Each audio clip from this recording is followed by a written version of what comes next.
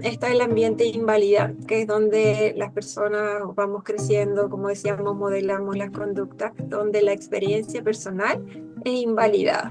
Yo soy grande, tú pequeña, estoy bien, tú mal, soy listo, tú tonta. Y eso no vas a poder cambiarlo. En una edad que quizá no es la adecuada para que ellos lleven, si ellos también tienen que ser niños, tienen que jugar, tienen que equivocarse. Quien era obligado por su papá a correr, porque decía, estás gordo, hijo. La forma en la que crecemos tiene una incidencia fundamental, fundamental para el resto de la vida.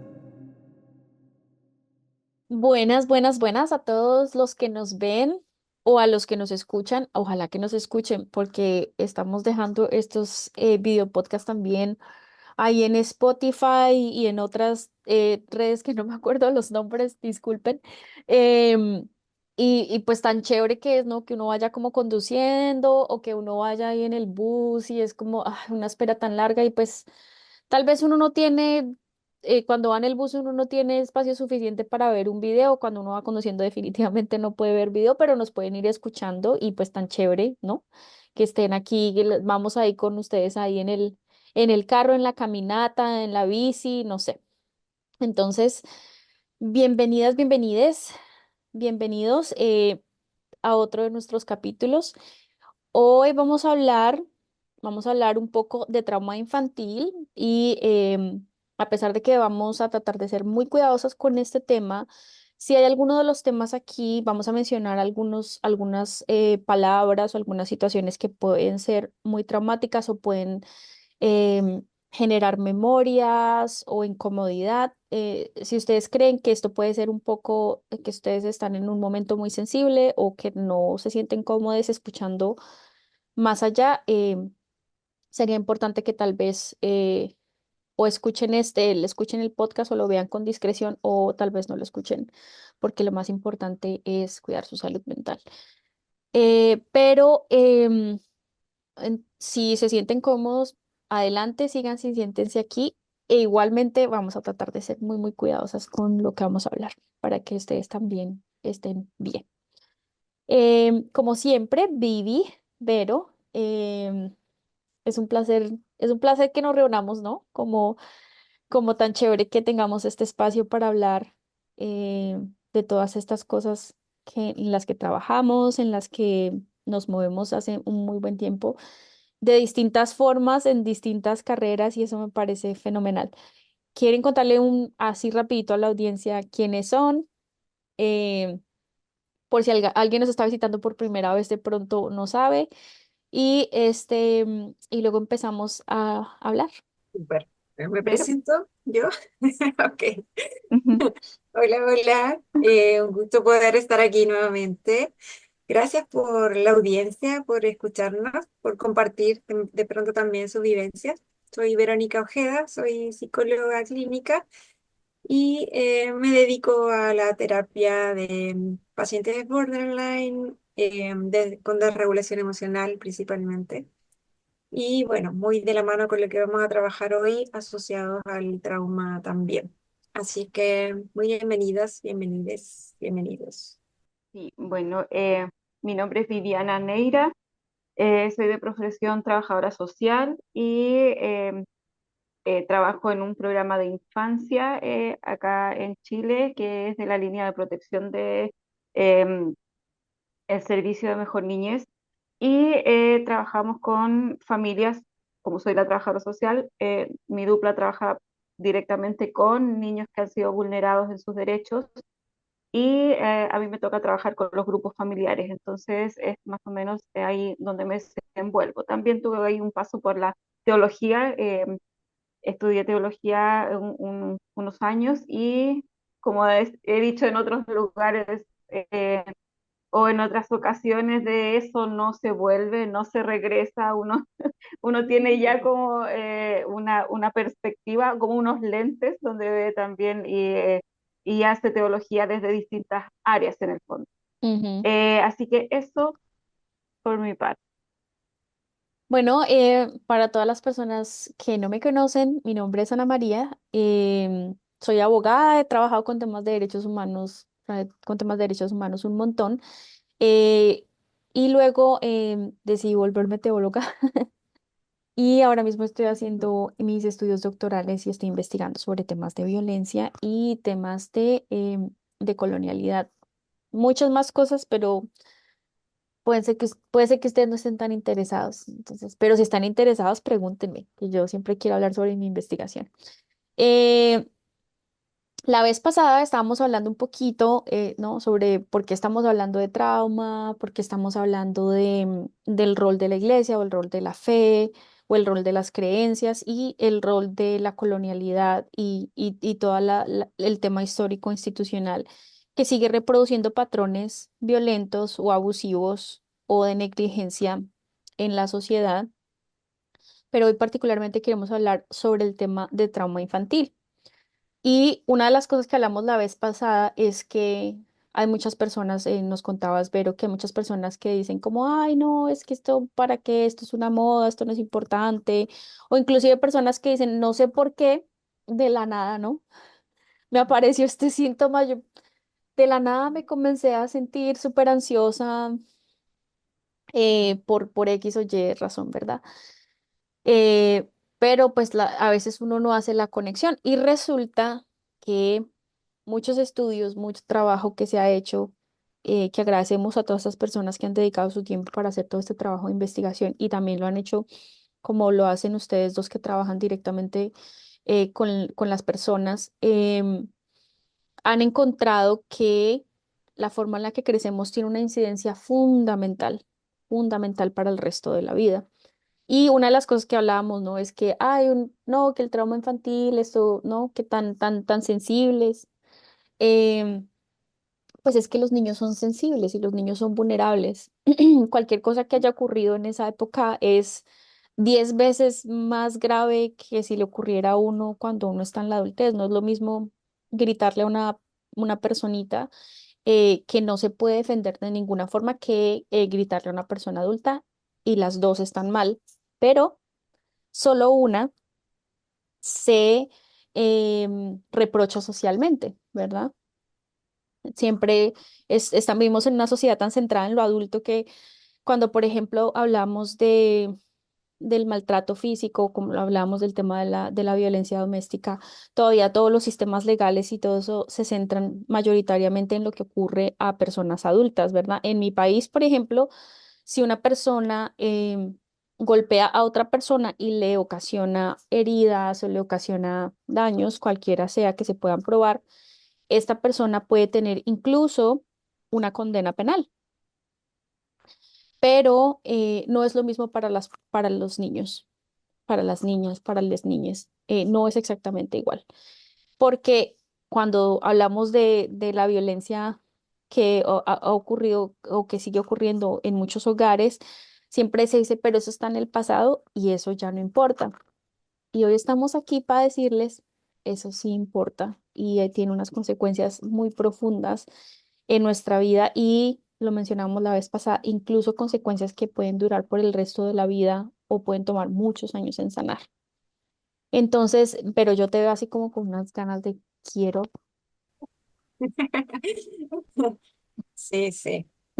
Bueno, de lo que estamos hablando en sí, como en lo que planteaba Jani respecto de cómo el lugar donde vamos creciendo y donde vamos incorporando como el modelaje de cómo nos relacionamos, por ejemplo, con el resto de las personas también, va de la mano justamente con esto. ¿Y por qué? Porque se ha descubierto de alguna manera, o ya se sabe, que si bien todas las personas tenemos una carga genética en nuestro estilo de personalidad o de cómo afrontamos la realidad, ¿cierto? Que ahí es como, yo siempre digo, eso es lo único que no se puede elegir, como es lo que hay, porque los genes que yo heredé son nomás y que de alguna manera en esta teoría como biosocial que va explicando, sobre todo como en el ámbito de la desregulación de emociones y en los casos más como asociados a trastornos de personalidad, vienen desde esa base, como esta base genética por una parte, con una mayor sensibilidad emocional,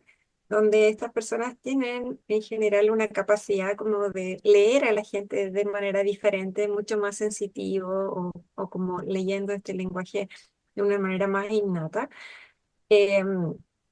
diferente un poco al general en cuanto al sistema de regulación de emociones, que yo siempre lo hago la analogía así como del termostato, o como cuando el termostato no está como en el ámbito de la temperatura muy calibrado.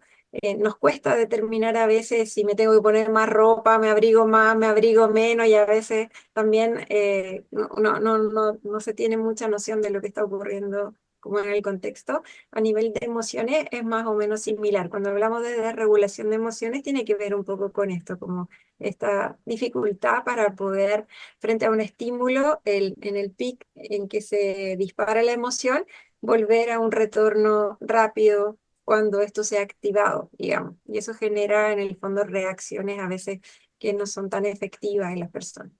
Y por otro lado, está el ambiente invalidante, ya que es donde las personas vamos creciendo, como decíamos, modelamos las conductas, que tiene que ver justamente en estos ambientes donde la experiencia personal es invalidada, donde como que se le baja el perfil o no se considera tan relevante, y por lo tanto esta niña, este niño va asumiendo que lo que siente quizá es cuestionado, o sea, como que parece que esto que siento no lo debería sentir.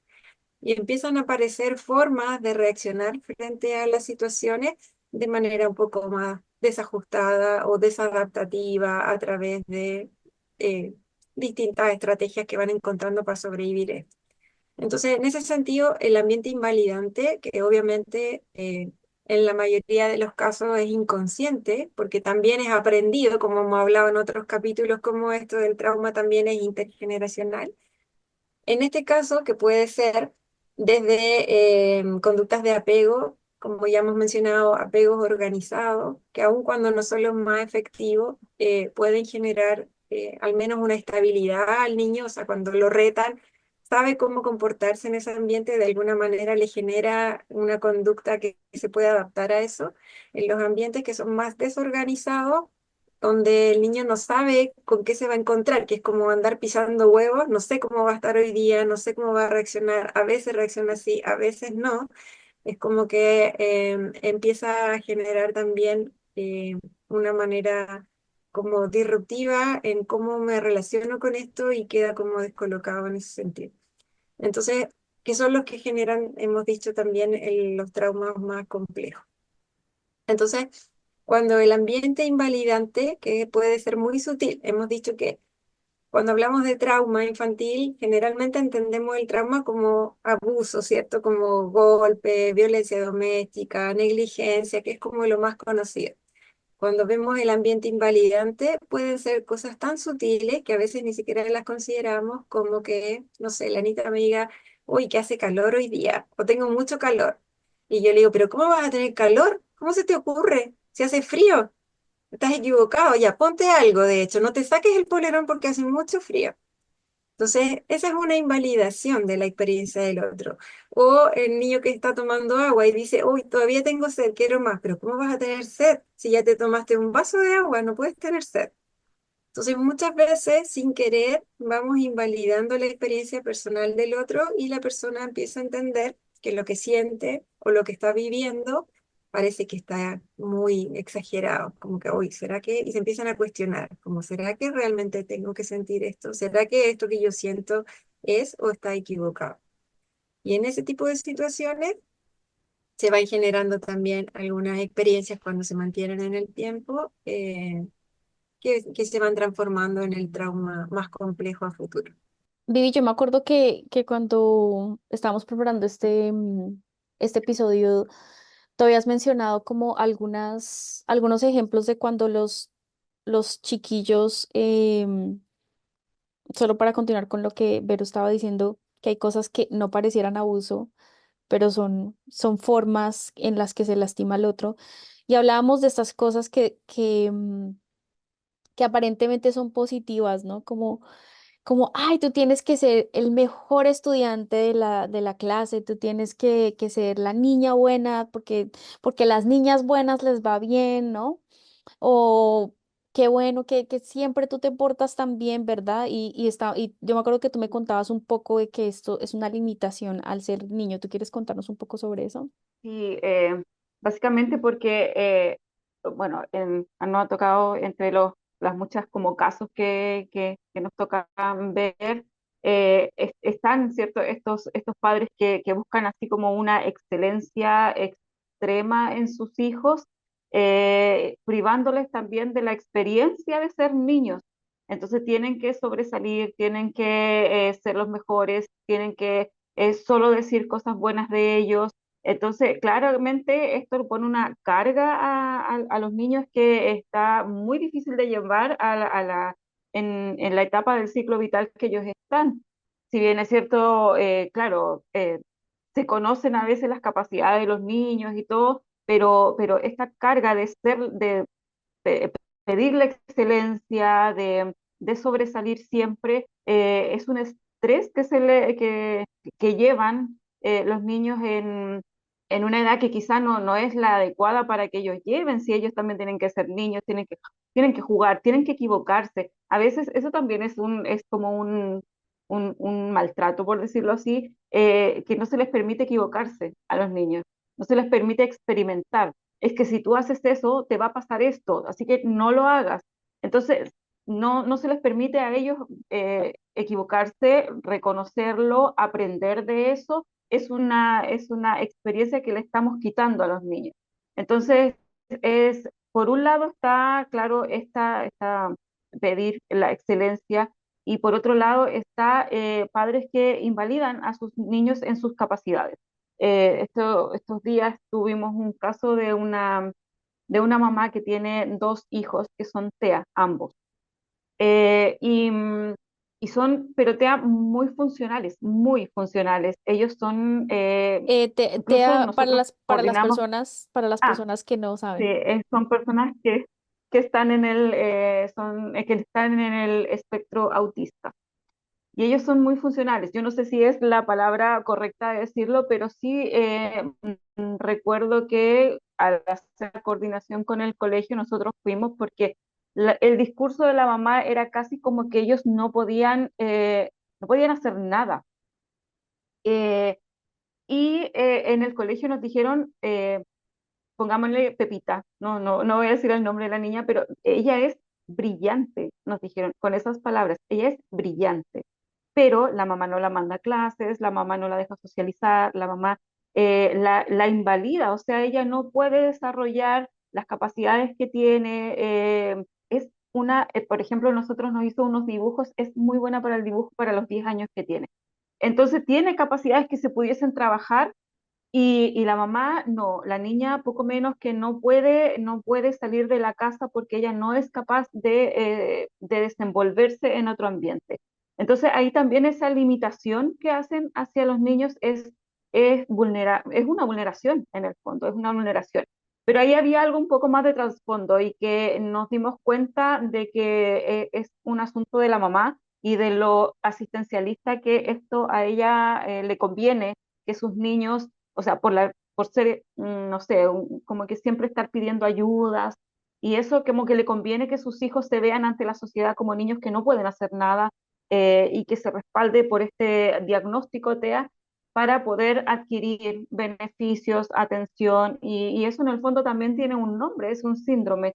Entonces, claro, descubrimos esto después, pero que los niños son muy capaces, pero la mamá los limita y los tiene poco menos que en una burbuja, y eso también es un abuso considerable para los niños. Sí, yo creo que estas cosas que ustedes hablan, esto de ampliar la idea de cómo se está ejerciendo el ser padre, el ser una madre o el ser un cuidador en el caso de que no existan los padres, es mucho, es muy compleja, requiere mucho esfuerzo. Digo esto porque yo sé que hay muchas personas que a veces se sienten abrumadas cuando se hablan de estas cosas y de las posibles consecuencias que esto puede tener en sus hijos. Eh, pero es mejor saber cuáles son las cosas de las que deberíamos estar pendientes y tal vez no hacer y evitar. Y decía que esto abre este espectro eh, porque porque si nosotros invalidamos las cosas que en mi opinión son las más visibles que tienen que ver con el abuso verbal y el abuso físico, hay todavía detrás de eso, ¿no? Es como todo esto que existe detrás, que está pasando y no se está viendo.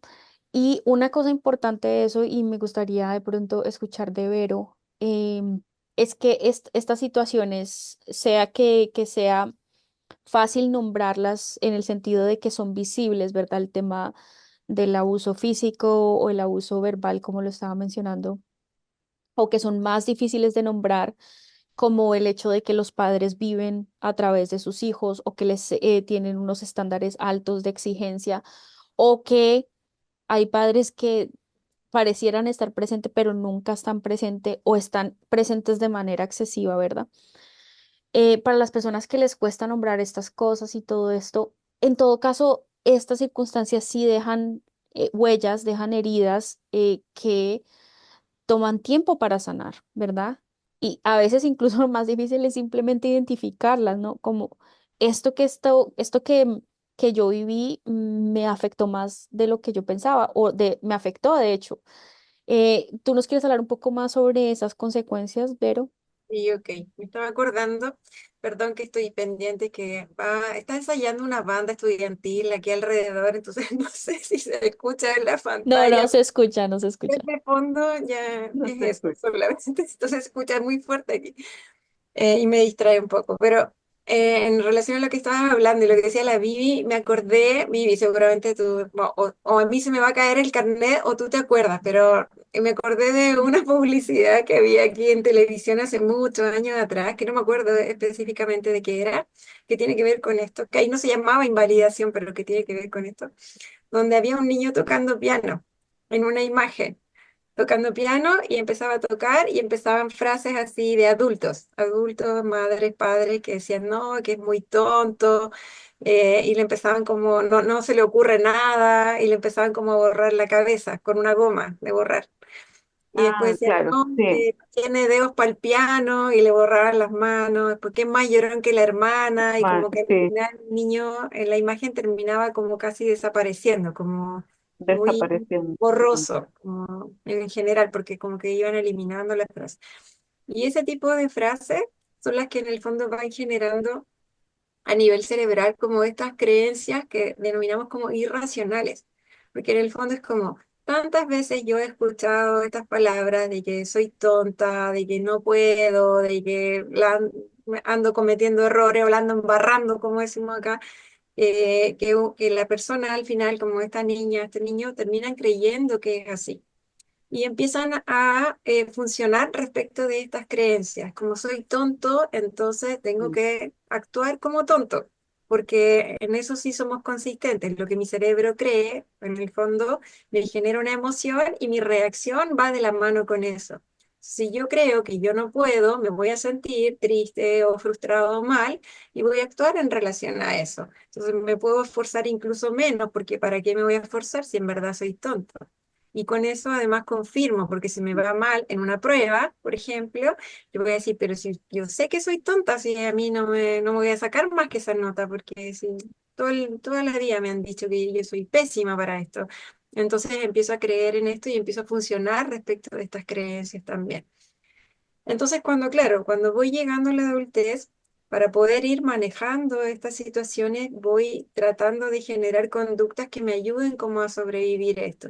Y ahí es donde van apareciendo reacciones como desde la ira, por ejemplo, empiezo como a acumular esto en un hogar que de pronto como que me maltrata con este tipo de comentarios, por ejemplo, y yo me los empiezo a creer, pero eso me empieza a generar una ira que yo empiezo a guardar, porque viene desde la jerarquía otra vez. No me puedo, como decía la Anita en un momento, yo defender de mm, esto porque con 3 años, con 4 años, mi cerebro en verdad no tiene como las herramientas para poder entenderlo por una parte y para poder contestar frente a esto. Y empiezan a aparecer las rabietas, empiezan a aparecer las conductas disruptivas en general, de golpear a otro, de golpear en el colegio, por ejemplo, de ponerme a gritar, o al contrario, también podría ser como en el otro polo de irme más adentro como para parecer mm, invisible quizás. Entonces, mientras yo menos me vea, menos me van a maltratar, pues menos me retan, menos me van a decir cosas, entonces trato de, como decían de ahí, de ser perfecto para que nadie tenga nada que decirme. o por otro lado como recurso también de ser tan perfecto para que me puedan validar desde ahí, para que me digan lo bueno que soy, Claro. para sentir que existo desde esta forma también de validación externa y me empiezo a perder de vista. Entonces, claro, vamos construyendo nuestra esencia o nuestra manera de ser, de convivir con nosotros mismos desde ahí, desde estas heridas, que no entiendo por qué, cuando sobre todo ocurren de manera más drástica con estos cuidadores, padres o madres que se supone que me tienen que dar seguridad, confianza, amor, cariño, y recibo a veces otras cosas. Maltrato, abuso, golpes, palabras hirientes, irrespetuosas, etcétera, no validando mi emoción. Y se empiezan a gestar en conductas al final como de sobrevivencia que tienden a ser más adaptativas, como desadaptativas, perdón, y que incluso podrían llegar como a las autolesiones, como al tratar en el fondo me siento tan mal con esta emoción que no sé cómo manejar, que empiezo a buscar alternativas para poder sobrevivir y me Ujú, empiezo a tratar mal yo mismo, como a golpear, por ejemplo, o a generar lesiones en general, como para tratar de terminar con este dolor emocional que no sé cómo gestionar porque nadie me enseñó. Y ahí es donde aparece también o se va mostrando esta desregulación emocional que se viene gestando desde los inicios de la vida de esta persona y puede ujú, terminar como en trastornos de personalidad, trastornos por atracón, por ejemplo, trastornos de la conducta alimentaria, que en el fondo todas tienden a poder generar un bienestar inmediato, como me siento tan mal que aparece esto de querer comer compulsivamente, porque cuando yo como, encontré esa manera de que en ese momento que como me siento mejor, mi ujú, emoción baja, me calma. Me siento mejor. Mis pacientes me dicen, es que me siento tranquila, me calma, por ejemplo. O si me golpeo, también es como mi foco ya se va a lo que me duele el golpe, pero no a este dolor que no entiendo porque no sé de dónde viene y no sé cómo gestionar. Entonces vamos volcando en el fondo a cosas más tangibles, que son conductas que para nada son efectivas y ni tampoco generan un bienestar a largo plazo, porque luego que ocurren, además, la persona se empieza a sentir más culpable, se siente mal consigo misma, le trae más consecuencias negativas y entramos como en este círculo en el fondo donde cada vez va creciendo, creciendo y la persona va quedando igual como desajustada del resto. Y empiezan a haber comentarios de otros, hoy, pero mira cómo esta persona va a reaccionar así, hoy, pero mira qué rara esta persona. Y empiezan a sentirse además rechazados, ujú. sin sentido de pertenencia en algún lugar, como esa sensación de vacío que no se llena con nada, etcétera. Bueno, pues Eh, eso fue, estuvo consecuencias bien. ya, No, es complicado. dime. Que tiene consecuencias muy complejas en el largo plazo. Por eso es tan Sí, importante observarlo. no, muchísimas gracias. Eso estuvo, esa explicación estuvo fantástica. Estaba pensando o algo que tú mencionabas sobre, sobre cómo los niños toman todo como si fuera hacia ellos. Y quería mencionar algo ahí con respecto a eso. Porque las personas, a veces de nuevo volviendo como a esto, a esta negación que existe con respecto a las consecuencias que quedan de las dificultades de todas estas situaciones que se viven durante la infancia. Y es que las personas no son muy conscientes que cuando los niños se están formando, están creciendo, para ellos, dada la necesidad de supervivencia, es imposible ver a sus papás como el agente que está produciendo estas heridas o este daño. Porque si eso pasa, hay como, existe como en el cerebro humano tiene que existir un mínimo de, de seguridad. Y la seguridad la proveen principalmente los cuidadores, ¿no? Los padres o cuidadores más cercanos. Si esta persona, por alguna razón, el cerebro la percibe como insegura, como dañina, como que tiene estos cambios de comportamiento que no se entienden, o que no, o que es distante, que no está presente, o que me super exige, bueno, lo que sea, lo que sea la situación, el cerebro de los niños siempre se va a culpar a sí mismo, siempre, porque es un mecanismo natural. Ujú. Y un poco para hablar un poco del tema, de lo que estamos hablando del tema jerárquico. Desafortunadamente, esa es una de las razones por las cuales nuestras culturas que son tan jerarquizadas son tan invasivas en esa perspectiva. Porque yo no sé si ustedes han escuchado en su trabajo, pero a veces la gente dice, es que no importa tú qué le hagas a un niño siempre regresa donde su mamá, un niño nunca se quiere separar de su papá o de su mamá, los niños perdonan todo, los niños rápidamente se arreglan, si le hacemos esto al niño no se va a acordar, pero lo que pasa es que, y esto es muy importante decirlo, el cuerpo y la mente se acuerdan de todo, incluso muchas veces de la etapa de la gestación y de las edades muy tempranas. Entonces, cuando tenemos un sistema tan jerarquizado en el que a los niños se les ve tan inferiores y además el cerebro responde todavía, ¿no? Como tratando de ajustarse a ese sistema, pues es muy difícil si los padres no tienen la conciencia de las consecuencias que eso va a tener en la vida de estas personas que van a ser adultos más adelante y, y no ponerse en el rol de, bueno, yo viví esta experiencia, no la voy a repetir con estas personitas que están creciendo conmigo. Y eso es un paso grande. Eso es un paso grande, ¿no? Como reconocer y cambiar estos patrones. Cambiar estos patrones es muy difícil porque están tan internalizados. em, no sé si ustedes se acuerdan una vez, bueno, imagínense alguno de estas cosas tontas que hacen en TikTok, que, ay, que no sé, vamos a inventarnos un baile. Y a veces uno ve los comentarios, y a mí me parece divertidísimo que los chicos a veces hacen cosas muy chéveres, y a veces la gente dice, ay, es que a esta generación le faltó más, ¿cómo es que dice? Más palo, más mano dura, les faltó más castigo. Y es como, ¿tú crees que porque la gente se divierte, porque la gente está contenta o porque la gente está haciendo algo que es tonto, que a veces pone en riesgo sus vidas? Es la realidad. Hay unas de estas cosas que son realmente muy tontas.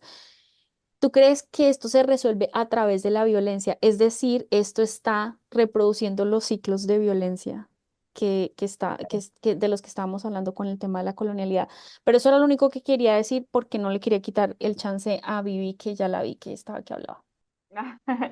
Sí, una de las cosas de las que no hemos hablado y que quizá también yo lo toqué cuando hablábamos el capítulo y que a mí me parece como bien interesante porque me ha tocado verlo mucho y es un tipo de violencia que está invisibilizada, que es la violencia vicaria, que es la violencia que los padres ejercen hacia el otro padre a través de sus hijos. Y es una violencia que parte de cositas muy pequeñas, eh, como asignarle roles a un niño que a su edad no le corresponden, por no querer tener contacto con el otro padre o no querer, entonces, negarse. Me tocó hace poquito presentar un plan de intervención donde tanto tribunal como otros programas, o sea, uno de los objetivos a trabajar es que ellos puedan comunicarse de forma asertiva para poder llevar una paternidad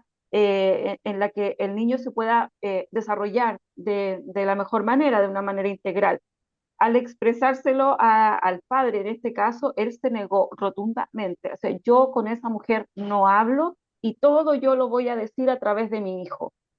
Y le está asignando un rol a su hijo que a él no le corresponde y se lo tratamos de explicar de mil formas y él dijo, no, yo con esa mujer no hablo y yo lo que tenga que decir lo voy a decir a través de mi hijo. El niño tiene 10 años. Nosotros le dijimos, eso es una vulneración de derechos. Ha sido complejo, hemos tenido que buscar estrategias para poder sacar esta carga a un niño que no le corresponde y poder em, llevar alguna estrategia de comunicación donde en una primera instancia no tengan ellos como tener el contacto, pero de alguna forma comunicarse. Es complejo cuando los papás no ven que realmente por un hijo vale la pena. O sea, yo le decía que nosotros no le pedimos en el fondo que usted tome tecito con la señora, no, no es eso, es que nosotros no necesitamos que se, se relacione don Juanito con doña Juanita. Nosotros necesitamos que se relacione el papá de Juanito con con la mamá de Juanito. O sea, son roles que les toca a ustedes ejercer porque son padres de un niño al que le está en este momento tocando de llevar una carga que no es para él. Y ellos se niegan. Así, no, o sea, no hay forma de que el niño valga la pena el esfuerzo de poder entablar una comunicación con la otra persona eh, sin dañar a este niño. Entonces, es complejo cuando los padres se dañan entre sí a través de sus hijos. Es muy triste y para ellos es un trauma que no se supera porque nosotros igual lo poníamos como en la instancia de que qué va a pasar cuando él tenga que relacionarse con una mujer, si es una persona que va a formar familia en algún momento, cómo él va a enfrentar un problema con su señora, no sé, X, en algún momento X, cómo lo va a solucionar si ve que sus padres no son capaces de ponerse de acuerdo en cosas simples. Es el ejemplo que ellos van a tener cuando crezcan. Entonces es complicado este tipo de violencia que muchas veces está igual invisibilizada. Tal Como cual. siempre, se nos fue, se nos fue este tiempo, pero Se nos rapidísimo. fue, Ya se nos fue. Y perdón. no, no, no, no, no, no, no. Yo creo que todo lo que tocaba decir, tocaba decirlo. Y hay una cosa que como a mí siempre me gusta al final de que tenemos cada charla como de hablar como cuál es nuestro horizonte ético, pero hoy quisiera, antes de que nos despidamos, que centremos este horizonte ético en lo que tiene que ver con la fe, porque algunas de las cosas que nosotros, nosotras y otras personas que yo sé que nos están escuchando, saben que la iglesia refuerza muchísimo estas formas de pensar. Yo me acuerdo que, por ejemplo, todavía venden, creo, en librerías cristianas, Sí,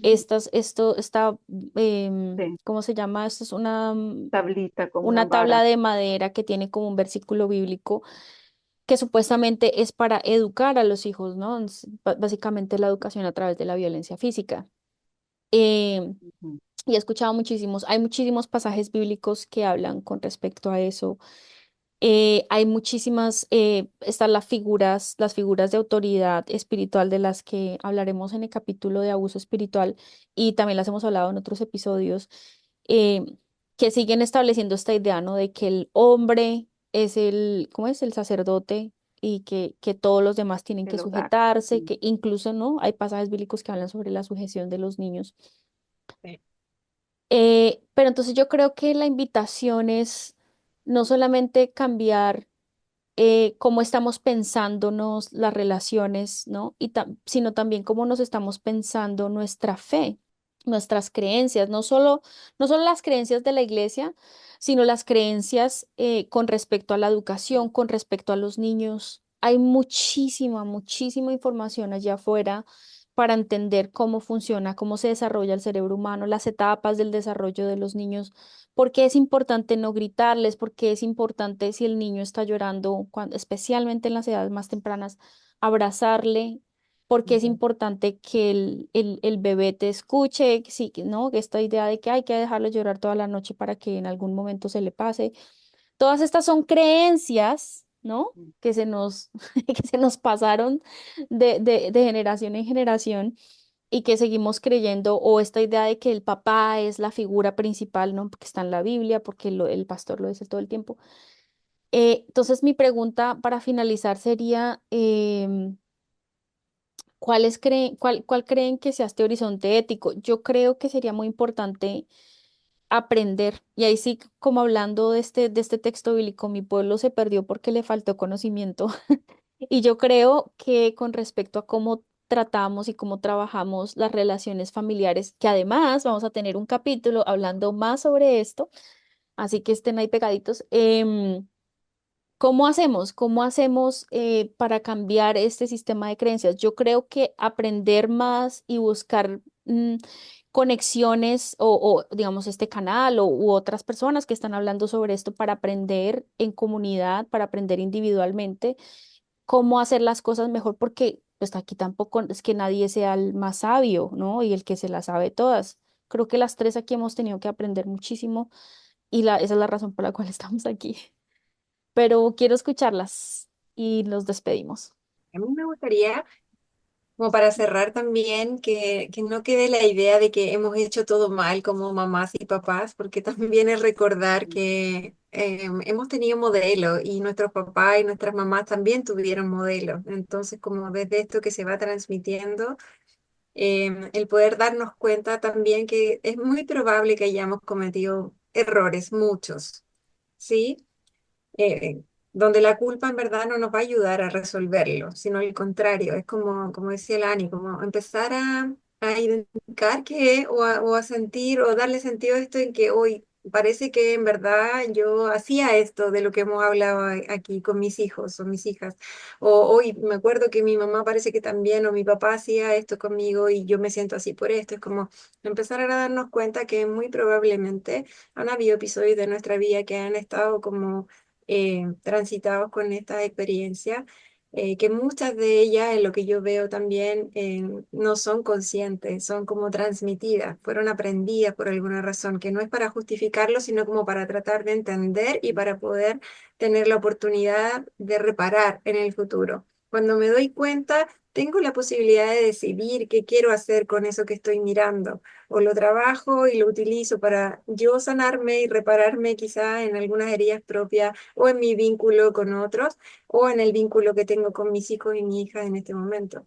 Entonces eso, como la invitación un poco a eso, a aprender, a darse cuenta, a poder decidir respecto de esto, qué es lo que yo quiero ahora que lo sé, porque antes no tenía idea, pero ahora que a lo mejor sí se me está abriendo como esta nueva oportunidad, ¿qué quiero hacer con esto? Y desde nuestro cerebro que es tan neuroplástico, por eso me fascina tanto, posibilidades tenemos miles de Ujú. cambiar conducta, de hacer lo que nosotros queramos aprender nuevo, porque si queremos, hay posibilidades de cambio. De mi parte, eso. Y Y bueno, y como para cerrar por mi parte también, de que si este capítulo le sirvió a alguien, si alguien llegó aquí por azares de la vida, no sé, o porque ya viene siguiendo otros capítulos anteriores y ha como detectado en sí mismo, en sí mismo, eh, alguno de estos patrones y dice, rayos, yo no me di cuenta que, con esta actitud estaba dañando a mi hijo, a mi hija, a mi hija. Buscar ayuda, porque no está, no, eh, es como dicen por ahí, como está bien no estar bien, o sea, no siempre somos las mejores papás, no siempre hacemos todo bien, y si tenemos la posibilidad de buscar ayuda, de conversar con alguien, abrirnos a hacerlo. Entonces, eso es una invitación también para quienes nos escuchan. me hiciste acordar que hay algunas personas que hablan de que como uno se ha vuelto como todo perfeccionista, hablo porque a mí eso a veces me pasa. Entonces ahora uno quiere hacer su camino de sanidad también todo perfecto. Como que uno transfiere Claro, ese nivel de excelencia a ser como, vas cien por a la ciento sanación, responsable emocionalmente, no me puedo enojar, no puedo, ¿es verdad? No. claro. No, no, no, no. Aquí, a diferencia de lo que nos pasó, podemos todavía aprender de los errores y hasta ser niños, ¿no? Volver un poco y darnos alegría y darnos todas esas cosas bonitas. Pero hablaremos mucho más de eso después en nuestro episodio en el que hablaremos un poco más a fondo de la familia y de otras relaciones. Pero ha sido un placer tenerles. Gracias. La próxima vez tráiganse su cafecito, su vinito, lo que quieran. O si lo trajeron hoy, mejor todavía. Un abrazo, chao, chao. Chao, muchas gracias. Chao, Vivi. Chao, Ani. Chao.